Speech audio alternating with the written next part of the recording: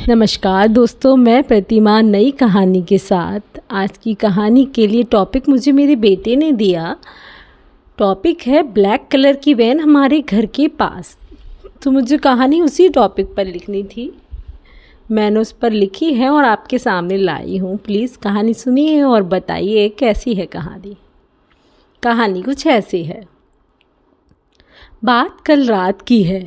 मैं सोने ही जा रहा था तो मैंने बाहर दरवाजे पर लॉक चेक करने के लिए गया।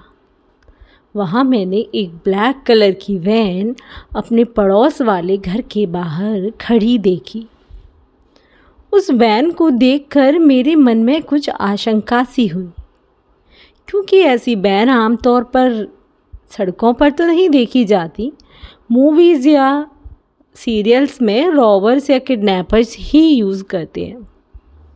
तो मन में काफ़ी कुछ चलने लगा उस वैन को देखते ही। मैं दौड़ते हुए अपनी दीदी के पास गया और उन्हें अपने मन की बात बताई। वह मेरी बात सुनकर ज़ोर ज़ोर से हंसने लगी, पर मैंने किसी तरह उन्हें कन्विंस कर ही लिया। अब दीदी और मैं दोनों इन्वेस्टिगेशन के लिए बाहर आए। हम दोनों ने पहले अपने गेट से ही झांककर स्थिति को भांपने की कोशिश की। किसी तरह की कोई आवाज़ नहीं थी, चारों तरफ बहुत शांति थी। मैंने दीदी की तरफ देखा तो दीदी बोली, कुछ भी नहीं है, अंदर चल।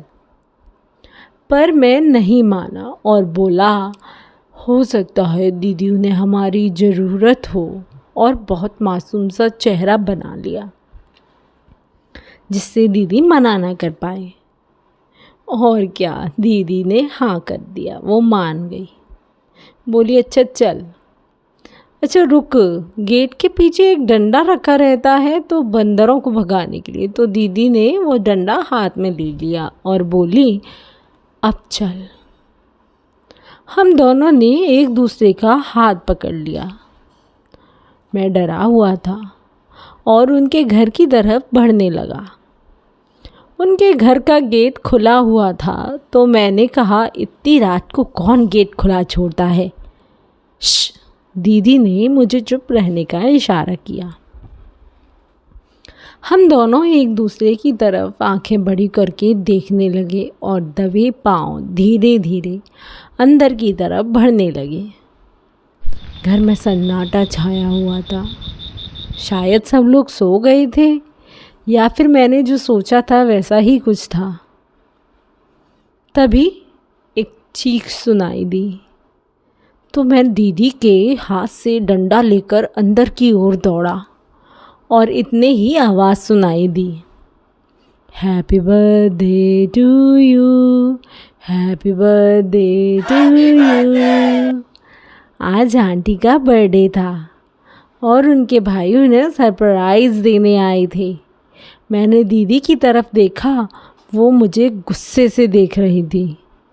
तभी आंटी ने हमें देख लिया और बोली, अरे तुम दोनों भी सरप्राइज़ में शामिल हो, आओ आओ केक खाओ। दीदी ने फॉर्मेलिटी दिखाते हुए, नहीं नहीं आंटी, हमें नहीं खाना। तो मैं बोला, अरे आंटी का बर्थडे है, केक तो खा ही सकते हैं, क्यों आंटी? हाँ बेटा बिल्कुल, लो बेटा तुम भी खा लो।